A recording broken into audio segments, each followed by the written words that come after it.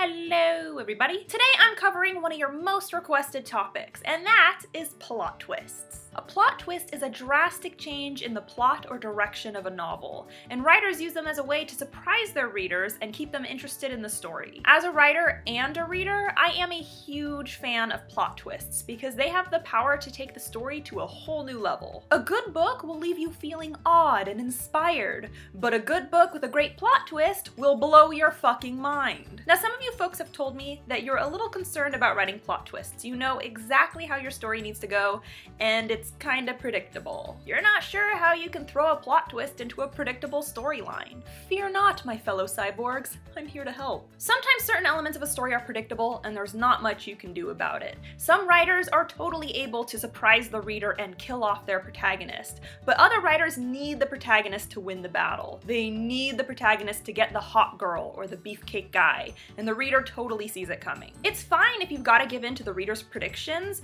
but you can still do it in a way that they're totally not expecting at all. This is the power of the plot twist. It can take the most predictable story and still make it exciting and unexpected. That said, I'm going to give you a few plot twist techniques that you can implement into your writing. A couple things to keep in mind. These techniques can be combined. In fact, I encourage it. You can take elements of any of these types of plot twists and mix them together. And I will be using very professional, technical terminology when I describe these plot twists.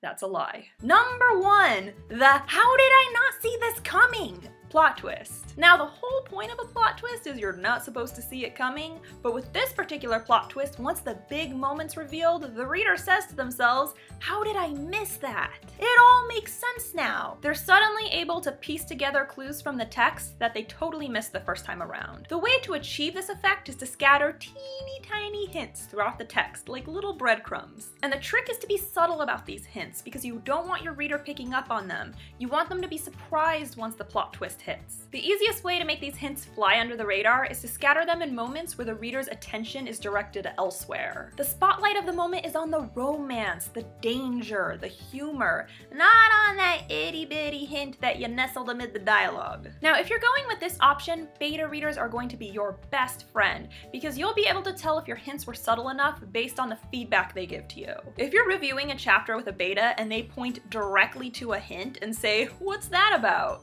that's not a good sign. If you reach the "what are your predictions" question and they predict the exact plot twist you have planned, that's also not a good sign. Beta readers are going to be pivotal in telling you whether you hit or missed the mark. Number two, the "shit ain't what it seems" plot twist. This plot twist is commonly referred to as redirecting suspicion. Throughout the whole book, you have your reader convinced that the villain is the school bully. Then they get to the climax and lo and behold, the villain is the protagonist's best friend? What the hell? Gotcha.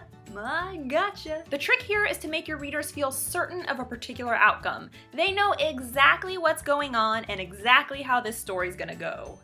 And they're wrong. One of the ways to go about this is to implement a red herring, which is a tool used to mislead the reader. If you're writing a story that involves an element of whodunit, then a red herring could be a character that seems like the perfect culprit. He's gotta be the bad guy. Your reader then becomes so convinced of his guilt that any other possibility just seems crazy. In my opinion, if you want to get your reader convinced of a particular outcome, you gotta get them emotionally invested. If you're redirecting suspicion from the actual villain to a red herring, then the red herring's gotta be pretty hateable. Readers will be too caught up in their hatred to pursue other possibilities. On the flip side, if the plot twist reveals that the love interest is actually the villain, then the love interest has gotta be pretty lovable. The reader will be too busy swooning to even consider his betrayal. Number three, the "psych, it's not over" plot twist. This is the kind of plot twist that really showcases just how evil writers are. It's also my favorite, which shouldn't be surprising. This is a plot twist that happens once everything's good. The battle is won, the conflict's been solved,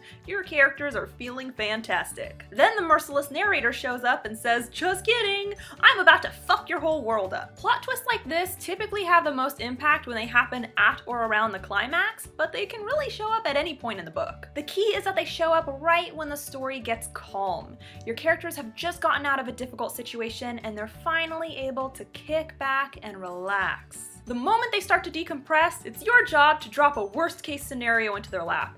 Just think of the shittiest thing that could happen in that moment, and make it so. Maybe your protagonist has been busting his ass trying to get his family to approve of his fiancé, and once they finally do, he goes to tell her the good news, and he finds her in bed with another man. Give your characters and your readers a false sense of comfort. Let them think that they can finally breathe for a moment, and then shit all over their hopes and dreams. And number 4, the where did that come from plot twist. This is a plot twist that happens unprovoked and out of nowhere. Your characters are just living their lives in bookland, and suddenly a wild plot twist appears. What separates this plot twist from the others is that you're essentially creating a problem that the readers didn't anticipate, or you're answering a question that they didn't know they had in the first place. Quite often, plot twists arise from situations that the reader's already aware of. They know there's a bad guy, they just don't know who he is. They know there was an epic battle, they just assumed it was already over and done with. But with this plot twist, the information presented is brand spanking new. Your main character was switched at birth. Their mom was an alien, and their dad was a teeny tiny bunny rabbit. Don't use that plot twist. Now when it comes to this plot twist, you gotta be careful, because of all the options presented, this one has the greatest risk of coming off as a gimmick. The reader might feel like you're grabbing at straws to keep their attention.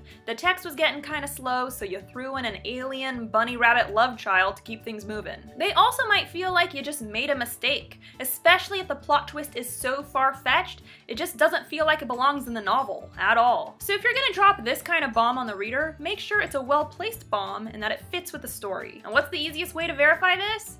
Beta readers. So there you have it. Those are some of my favorite types of plot twists. Keep in mind, you can combine these. They don't need to exist separately. No matter how you go about it, a plot twist is a great way to keep your readers on their toes and make the story feel unpredictable. On that note, don't forget to subscribe to my channel. I post new videos on Wednesdays. Eve the Awakening is still available in ebook and paperback on Amazon right now. You can also order a signed copy. All the links are listed below. And if you have any questions or if there's something you'd like me to talk about in my next video, be sure to tweet me at Jenna Moreci. Bye!